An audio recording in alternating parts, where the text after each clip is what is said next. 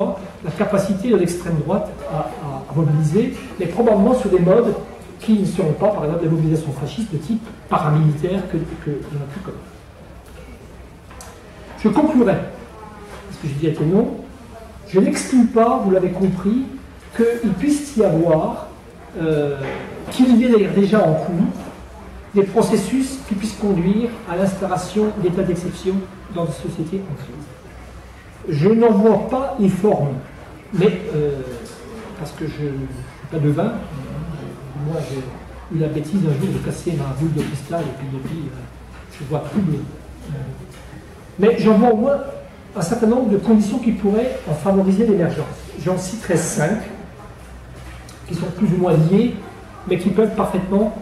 s'activer de manière en partie autonome. Premièrement, c'est l'aggravation de l'actuelle crise structurelle dans laquelle le capitalisme est enfoncé, profondément enfoncé, puisqu'elle dure depuis 4 décennies, ce qui en fait déjà la plus longue crise structurelle de l'histoire du capitalisme.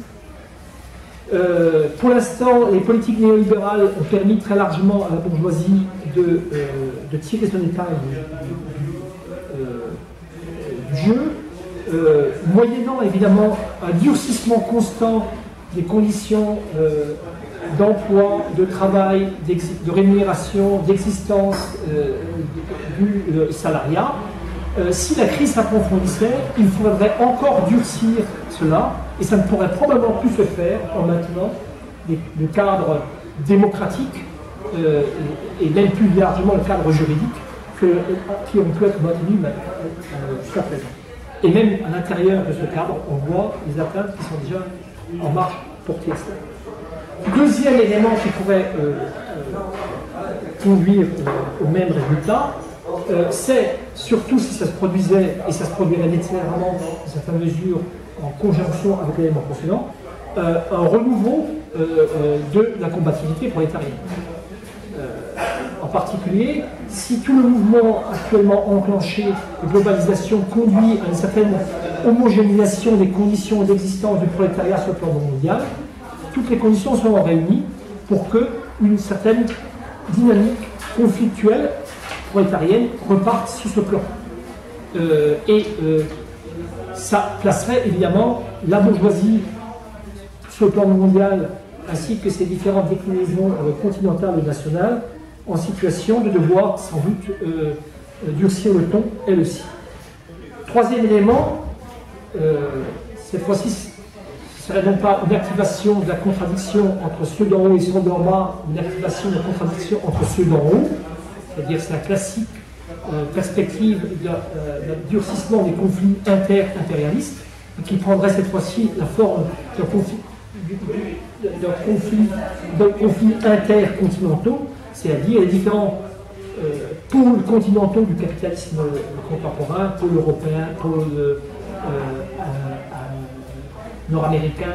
pôle asiatique, voire des déclinaisons éventuelles, pôle sud-asiatique, pôle latino-américain, etc., qui entreraient en conflit les uns avec les autres, conflits qui pourraient tendre vers des durcissements donc gros d'affrontements qui supposeraient pour chacune des fractions du capital au niveau de ces différentes entités de mobiliser évidemment leur propre population et de mobiliser par le biais de régimes forts. C'est une perspective qui évoque un peu le 1984 d'Orwell. Quatrième élément qui pourrait contribuer à cela, c'est la déstabilisation à grande échelle de la périphérie proche de l'Europe,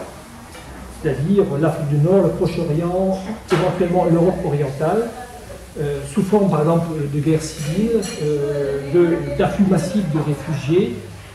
par exemple de structuration des mouvements islamistes, exactement, dans l'approche, et qui continuerait évidemment à mobiliser de la même manière sur un mode non pas nationaliste mais européaniste ou occidentaliste des populations pour lutter contre ces périls extérieurs. Et cinquième élément qui surplombe le tout, c'est quelque chose qu'il faudrait à mon avis qu'on creuse tout particulièrement parce que je pense que ça nous prend sérieusement au nez dans les prochains lustres et décennies, c'est l'aggravation de la crise écologique, avec son cortège de génocide, de migration massive, de raréfaction des ressources naturelles, donc de durcissement des conflits pour l'accès à ces ressources, etc., qui conduirait de même à des mobilisations pour s'en sortir, à des mobilisations de type éco-fasciste, entre guillemets. Bon, je disais que je n'ai pas la préscience de ce que pourraient prendre, des formes que pourraient prendre ces régimes. Je demanderais quand même qu'on regarde de très près ce qui se passe, par exemple, dans la manière dont la Troïka,